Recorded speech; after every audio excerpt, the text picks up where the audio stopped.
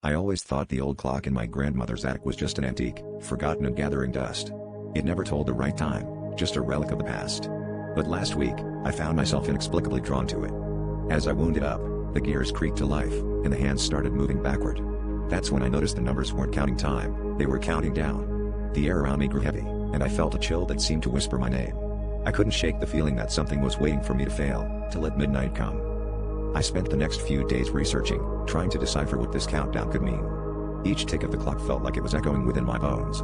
I started noticing strange occurrences in my life, shadows that didn't belong, whispers that slithered through the silence, warnings that seemed to come from nowhere. Desperate for answers, I dug through my grandmother's old journals, hoping to find some clue. There, in faded ink, I found the story of a pact made generations ago, a promise to keep something bound, something that should never be released. The clock's countdown was relentless, and with each passing minute, my fear heightened. I realized that this was no ordinary clock, it was a prison, and I held the key. The warnings grew louder, urging me to stop the countdown at all costs. I was the last in my family line, and it was up to me to prevent whatever lay trapped from breaking free. With trembling hands, I tried to reverse the clock's mechanism, but it resisted, as if it had a will of its own. Midnight loomed closer, and I knew that failure was not an option. I was down to the final seconds, my heart pounding in sync with the clock's ominous ticks. As the last minute approached, the room seemed to darken, shadows lengthening with malevolent intent.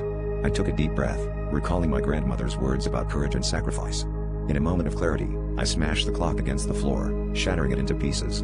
The air rippled, and a deafening silence followed. Whatever darkness had been trapped, stayed trapped.